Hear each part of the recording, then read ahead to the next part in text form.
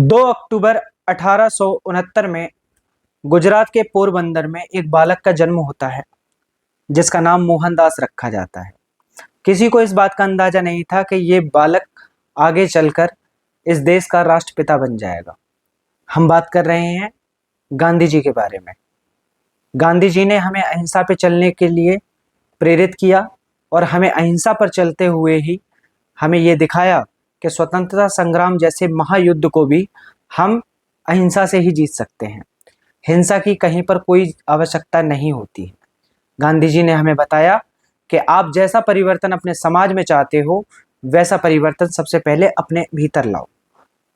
दोस्तों, आप आ चुके हो सिलेक्शन पॉइंट के यूट्यूब चैनल पर और हमारी नई सोच और नई अप्रोच में आज हम बात करने जा रहे हैं गांधी जी के बारे में। आज 2 अक्टूबर है और गांधी जयंती का अवसर है, तो आज हम गांधी जी के बारे में मोहनदास से महात्मा बनने तक के सफर के बारे में बात करेंगे। ठीक है, तो चलिए वीडियो को शुरू करते हैं। 2 अक्टूबर को महात्मा गांधी की जयंती है। आज गांधी जी होते तो लगभग 155 वर्ष के हो गए होते। इतने लंबे समय तक जीना बेहद कठिन है, लेकिन जनमन में गांधी जी आज भी जिंदा हैं। 30 जनवरी 1948 को जब शारीरिक प्रस्थान से गांधी जी का अंत नहीं हुआ। शारीरिक प्रस्थान से किसी का अंत होता भी नहीं है।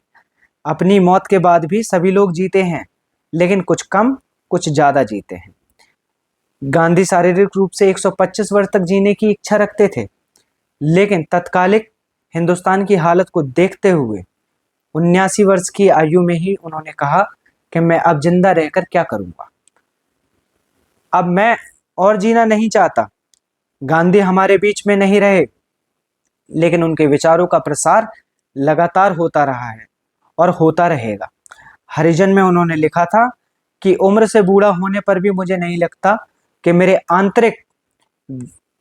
मेरा जो आंतरिक विकास है वो रुक गया है या काया विसर्जन होने के बाद रुक जाएगा। आज गांधी संपूर्ण विश्व के लिए गतिमान विचार के रूप में मौजूद हैं। निर्मल वर्मा ने गांधी जी के बारे में ठीक ही कहा है कि गांधी दुनिया के वह व्यक्ति हैं जो सबसे कम जगह घेरते हैं, लेकिन उन्होंने जो भी जगह घेरी है वो दिल और दिमाग में घेरी है। 2 अक्टूबर को पूरी दुनिया में अंतर्राष्ट्रीय अहिंसा दिवस भी मनाया जाता है। संयुक्त राष्ट्र महासभा ने 15 जून 2007 को एक प्रस्ताव पारित कर दुनिया से आग्रह किया कि वे शांति और अहिंसा के विचार पर अमल करें और गांधी जी के जन्म दिवस को अंतर्राष्ट्रीय अहिंसा दिवस के रूप में मनाएं। इस दिवस का उद्देश्य संपूर्ण विश्व में शांति स्थापित करना और अहिंसा का मार्ग अपनाना है। इसके अतिरिक्त शांति, सहिष्णुता, समझ और अहिंसा की संस्कृति को बढ़ावा देना है। संयुक्त राष्ट्र महासभा के प्रस्ताव के अनुसार यह दिन शिक्षा और जन जागरूकता सहित अहिंसा के संदेश को प्रसारित करने का एक अवसर भी है। अगर हम गांधी जी की व्यक्तित्व और कृतित्व की बात करें तो गांधी के मोहनदास से महात्मा बनने का सफर इतना आसान नहीं है। इस सफर को मात्र कुछ शब्दों में समेटा नहीं जा सकता। आइंस्टाइन ने इस कथन के जरिए कहा है कि गांधी जी कितने महत्वपूर्ण हैं। उन्होंने कहा कि आने वाली पीढ़ी जो होगी वो विश्वास नहीं कर पाएगी कि इस धरती पर गांधी जैसा कोई हाड़ मांस का शरीर भी रहा होगा। वहीं रामचंद्र गुहा कहते हैं कि गांधी ने जो 2 दशक अफ्रीका में बिताए वो गांधी जी को मोहनदास से महात्मा बनाने की राह पर ले गए। गांधी के व्यक्तित्व को उनके पारिवारिक संस्कारों ने जरूर गढ़ा था, लेकिन गांधी के मुखर व्यक्तित्व की निर्मिति में दक्षिण अफ्रीका प्रवास का महत्वपूर्ण योगदान रहा।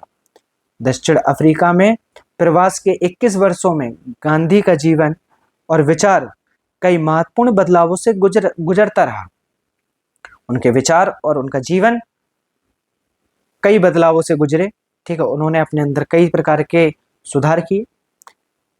दक्षिण अफ्रीका प्रवास के दौरान गांधी जी को कई बार अपमान भी झेलना पड़ा।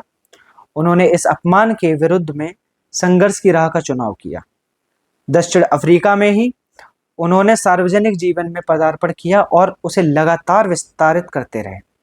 उन्होंने दक्षिण अफ्रीका में भारत में संगठित प्रयास के लिए नटाल इंडियन कांग्रेस जो कि 1894 और Transvaal British Indian association 1902, Harijan Sevak Sangh जैसे संगठनों का निर्माण किया। अपने विचारों के प्रसार के लिए उन्होंने इंडियन ओपिनियन, ग्रीन पैम्फलेट, नवजीवन, यंग इंडिया, हरिजन जैसे समाचार पत्रों का प्रकाशन भी किया।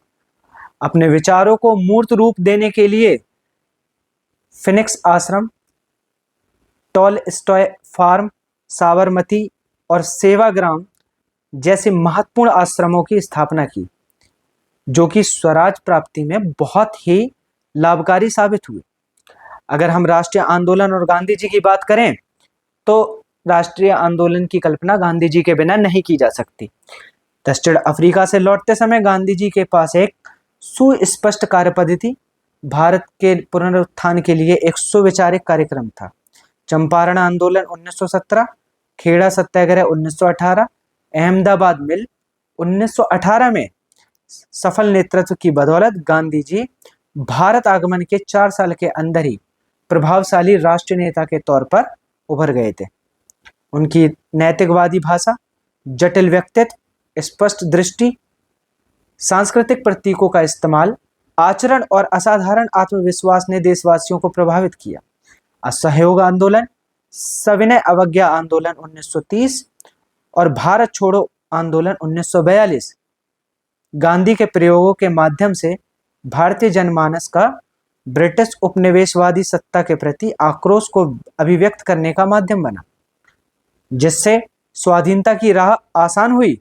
गांधी की अनुपस्थिति में हम भारतीय राष्ट्रीय आंदोलन की कल्पना नहीं कर सकते।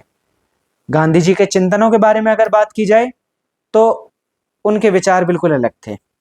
उनका जो चिंतन था वो बहुआयामी था। अगर हमें गांधी जी को समझना है तो हमें उनके चिंतन को सबसे पहले समझना होगा। इसका प्रमुख कारण गांधी बहुत सारे विचारों से क्या थे, प्रभावित थे। अनुभव के आधार पर उनमें स्वीकार करने की क्षमताएं भी थी। गांधी हिंदू धर्म के विभिन्न ग्रंथों जैसे गीता, रामायण से प्रभावित थे। अहिंसा और शांति का विचार उन्होंने बौद्ध धर्म से लिया। वहीं अस्तेय और अपरिग्रह और ब्रह्मचर्य का विचार उन्होंने जैन धर्म से लिया। इस्लाम धर्म की बंधुता और ईसाई धर्म की दया का भाव जो था वो उनको प्रभावित कर गया। इसके अतिरिक्त गांधी टॉलस्टॉय, थोरो और रस्किन के विचारों से भी प्रभावित थे। गांधी ने अपने मत के पक्ष में सदैव वाद विवाद और संवाद किया। गांधी संग्राम के दौरान गांधी ने जितने भी कदम उठाए उनका यही उद्देश्य था कि अपने विचारों को जमीन पर उतारा जा सके। उनके लिए वे विचार निरर्थक थे जिन्हें जिया ना जा सके। जहां जरूरी लगा वहां गांधी जी ने अपने विचारों को परिवर्तित भी किया। गांधी सदैव सिद्धांत निर्माण के बजाय कर्म में विश्वास करते थे। गांधी के जीवन और चिंतन का सबसे महत्वपूर्ण पक्ष साध्य और साधना की पवित्रता रही। गांधी यहीं पर पश्चिम के मैकियावेली जैसे विचारकों से अलग दिखाई देते हैं और गांधी के भीतर आजीवन एक नैतिक संघर्ष चलता रहा। इसे वे आत्म परीक्षण कहते थे। गांधी एक एक भाव की जांच करते थे, जो ग्रहण करने योग्य होता था उसके अनुरूप आचरण करते थे। गांधी जी धर्म को नैतिक अनुशासन की व्यवस्था मानते थे। गांधी के संपूर्ण चिंतन का अवलोकन करने के पश्चात हम ये कह सकते हैं कि वह एक नैतिक आदर्शवादी हैं। उनके राजनीतिक विचारों के आलोक में उन्हें दार्शनिक अजारकतावादी भी कहा जाता है। तो देखिए, गांधी जी में इतने सारे गुण मौजूद थे, ठीक है, जिसकी वजह से गांधी जी एक महान व्यक्तित्व के रूप में हमारे देश में आए और छा गए। और आज भी हम उनकी याद में बहुत सारी चीजें करते हैं, ठीक है। हम उनको नमन करते हैं कि उन्होंने हमारे भारत देश में आकर के जन्म लेकर के हमारी भूमि को धन्य कर दिया। अगर आगे बात की जाए तो अगर हमें गांधी जी के संपूर्ण विचारों को समझना है तो हमें सत्य अहिंसा को समझना होगा। गांधी के लिए अहिंसा साधन है और सत्य साध है। उनका मानना है कि उन्होंने सत्य की अपनी खोज में अहिंसा को प्राप्त किया है। वे कहते हैं कि मेरे लिए अहिंसा का जो स्थान है वो स्वराज से पहले है। गांधी के लिए सत्य कोई अंतिम दावा नहीं है और ना ही था। सत्य उनके लिए प्रयोग का विषय है। उनका मानना है कि सत्य अपने अपने अनुभवों और विवेक की प्रयोगशाला में स्वयं को परखने की चीज है। वे कहते हैं कि मेरे निरंतर अनुभव में मुझे यह विश्वास हो गया कि सत्य से अलग कोई ईश्वर है ही नहीं। इसलिए उन्होंने अपनी आत्मकथा का नाम भी मेरे सत्य के साथ मेरे प्रयोग रखा। बात करें सत्याग्रह की, तो गांधी जी के लिए सत्याग्रह स्वराज प्राप्ति का एक साधन मात्र था, जिसके लिए वे असहयोग और सविनय अवज्ञा जैसी नैतिक दबाव वाली तकनीकों का प्रयोग करते थे। वे सत्य पर अडिग रहते हुए हृदय परिवर्तन पर बल देते हैं। हम यह कह सकते हैं कि सत्याग्रह एक प्रकार से सामाजिक क्रांति का गांधीवादी तरीका है। वहीं पे जो के.एल. श्रीधरानी है, इसे हिंसा विहीन युद्ध के नाम से भी जानते हैं और इन्होंने बताया कि एक ऐसा युद्ध लड़ा गया जिसमें हिंसा नाम मात्र हुई। स्वराज की अगर बात की जाए तो गांधी के लिए स्वराज प्राप्ति का अर्थ सिर्फ राजनीतिक स्वतंत्रता प्राप्त करना नहीं है, बल्कि यह सामाजिक, आर्थिक और राजनीतिक और नैतिक स्वाधीनता है। व्यक्ति के लिए वह इसे स्वनियंत्रण से जोड़ते हैं। गांधी कहते हैं कि मैं ऐसे भारत का निर्माण करने का प्रयत्न करूंगा जिसमें निर्धन से निर्धन मनुष्य भी यह अनुभव करेगा कि यह मेरा अपना देश है और इसके निर्माण में मेरा पूरा हाथ है। स्वदेशी को बढ़ावा देते हुए गांधी जी औद्योगिकरण का विरोध करते हुए आत्मनिर्भरता हेतु स्वदेशी पर बल देते हैं। औद्योगिक सभ्यता के इस दौर में गांधी का स्वदेशी से संबंधित विचार देश के आर्थिक निर्माण एवं मार्गदर्शक सिद्धांत है। इसके भारतीय समाज की संस्कृति का स्मरण करने वाले प्रतीकों का समूह बनाया उन्होंने, जिसमें चरखा, खादी, गाय और गांधी टोपी शामिल था। अगर हम बात सर्वोदय की करें तो सर्वोदय का अर्थ है सबका उदय, मतलब जितने भी लोग हैं इस देश में उन सब का उदय होना चाहिए, ऐसा गांधी जी का मानना था। यह एक प्रकार से गांधीवादी समाजवाद है। सर्वोदय ऊपर से नीचे नहीं बल्कि नीचे से ऊपर ओर जाने वाला रास्ता है। समाज की बुनियादी इकाइयों और संरचनाओं से इसकी शुरुआत होती है। गांधी ने सभी वर्गों में जैसे अछूत, महिलाओं, कामगारों, किसानों के उत्थान के लिए रचनात्मक कार्यक्रमों का संचालन किया। सर्वोदय की धारणा से ही भूदान आंदोलन का भी जन्म हुआ था। बात करें आधुनिक सभ्यता और गांधी जी कैसे मैच करते हैं, करते भी हैं या नहीं करते हैं, तो इन सब बातों इनको समझते हैं। देखो, आधुनिक सभ्यता के बारे में गांधी जी के विचार जो थे वो ये कहते थे कि जो आधुनिक सभ्यता है वो एक शैतानी सभ्यता है। महात्मा गांधी राष्ट्र उत्थान के लिए सभी प्रकार के विचारों का स्वागत करते थे, लेकिन किसी भी देश की उन्नति के लिए उस देश की आर्थिक सामाजिक व्यवस्था को सिर्फ पश्चिमी सभ्यता में, वेस्टर्न कल्चर में ढालने के वे पक्षधर कभी भी नहीं रहे। उनका दृढ़ विश्वास था कि पश्चिमी सभ्यता मनुष्य को उपभोक्तावाद का रास्ता दिखाकर नैतिक पतन की ओर ले जाती है और वहीं पर नैतिक उत्थान का रास्ता आत्मसंयम और त्याग की भावना की मांग करता है।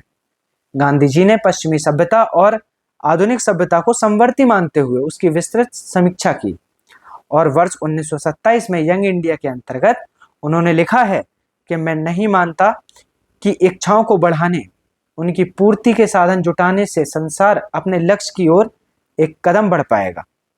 आज की दुनिया में दूरी और समय के अंतराल को कम करने, भौतिक इच्छाओं को बढ़ाने और उनकी तृप्ति के लिए धरती का कोना कोना छान मारने की एक अंधी दौड़ चल रही है, वह मुझे बिल्कुल पसंद नहीं। ऐसा किसने कहा? गांधी जी ने कहा। यदि आधुनिक सभ्यता के सभी लक्षण हैं, यदि यही सब आधुनिक सभ्यता के लक्षण हैं और मुझे यही लक्षण समझ में आते हैं, तो मैं इसे एक शैतानी सभ्यता कहता हूं। तो उन्होंने क्या कहा? उन्होंने आधुनिक सभ्यता को एक शैतानी सभ्यता कहा। गांधी जी ने हिंद स्वराज के अंतर्गत लिखा कि आधुनिक सभ्यता दिखावटी तौर पर समानता के सिद्धांत को सम्मान देती है, परंतु यथार्थ के धरातल पर प्रजातिवाद को बढ़ावा देती है, जिसमें अश्वेत जातियों और मानवीय गरिमाओं से वंचित रखा जाता है। इसमें अश्वेत जनजातियों को और मानवीय गरिमा से वंचित रखा जाता है और उनका भरपूर शोषण किया जाता है। कहीं उन्हें दास बनाकर तो कहीं बंधुआ मजदूर बनाकर रखा जाता है। गांधी जी के अनुसार आधुनिक सभ्यता के अंतर्गत चेतना की तुलना में जड़ को, प्राकृतिक जीवन की तुलना में यांत्रिक जीवन को और नैतिकता की तुलना में राजनीति और अर्थशास्त्र को ऊंचा स्थान दिया जाता है। गांधी जी की प्रासंगिकता को अगर हम देखें तो गांधी 20वीं सदी के सबसे सार्थक, सक्रिय एवं सार्वजनिक जीवन जीने वाले व्यक्तित्व रहे। आज 21वीं शताब्दी के लगभग 2 दशक बाद भी गांधी जी और उनके विचार संपूर्ण विश्व के लिए जरूरी प्रतीत होते हैं। वैश्वीकृत समकालीन आधुनिक भौतिकवादी समाज में जहां असंतोष, अवसाद, असमानता, असंवेदनशीलता जैसी समस्याएं हावी हैं, वहां विकास से जुड़ी समस्याओं के संदर्भ में गांधीवादी चिंतन न सिर्फ प्रासंगिक है बल्कि इसमें विशेष अभिरुचि भी लाई जा रही है। मतलब विशेष अभिरुचि भी ली जा रही है। गांधी के विचारों को आधार बनाकर कई देशों ने स्वाधीनता हासिल की। चूंकि गांधी सदैव विकेंद्रीकरण के समर्थक रहे, इसलिए गांधी का चिंतन वर्तमान लोकतांत्रिक व्यवस्थाओं के लिए बेहद उपयोगी है। गांधी ने श्रम की गरिमा को मानव गरिमा से जोड़ा। पूंजीवाद और मानव मूल्यों के क्षरण से इस दौर में मानव गरिमा को बचाने रखने हेतु गांधी जी का चिंतन बेहद जरूरी है। विभिन्न प्रकार के पर्यावरणीय संकट से जूझ रहे संपूर्ण विश्व के समक्ष गांधी का चिंतन न सिर्फ धारणीय विकास के अनुकूल है बल्कि सामाजिक समावेशन को बढ़ावा देने वाला है। अगर हम बात निष्कर्ष की करें तो निष्कर्ष में आज गांधी जी की बहुत सारी मूर्तियां बनाई जा चुकी हैं, लेकिन जो असल सवाल अभी भी हमारे चारों तरफ घूम रहा है, क्या गांधी जी का आचरण हमारी चेतना और व्यवहार में है या नहीं है? वो रहेंगे या नहीं रहेंगे? गांधी जयंती के अवसर पर आज हमें गांधी जी को महज एक रस्म अदायगी की तरह याद न करने से बचना होगा, बल्कि गांधी का व्यक्तित्व और चिंतन न सिर्फ भारत बल्कि संपूर्ण विश्व के लिए एक धरोहर है। वर्तमान में इसे संरक्षित और संवर्धित करने की आवश्यकता है। तो इन्हीं सब विचारों के साथ आज हम आपसे विदा लेते हैं। मैं आशा करता हूं कि आपको हमारी ये प्रस्तुति बहुत सारी जानकारी दे करके जाएगी, और मैं आपसे अनुरोध करता हूं कि अगर आपको ये वीडियो हमारी अच्छी लगे तो आप इसे शेयर करें अपने दोस्तों के साथ, हमारे चैनल को सब्सक्राइब करें, हमारे वीडियोस को लाइक करें, कमेंट में बताएं हम कहां कहां सुधार कर सकते हैं। हम उन सभी चीज़ों को मद्देनजर रखते हुए अगली वीडियो में उन सब चीज़ों का पर सुधार करेंगे। ठीक है, तब तक के लिए धन्यवाद। आपको गांधी जयंती की बहुत बहुत शुभकामनाएं, और पढ़ते रहिए, जोर लगा के पढ़ते रहिए। जब तक सफलता ना मिले तब तक पढ़ते रहिए। तब तक के लिए धन्यवाद।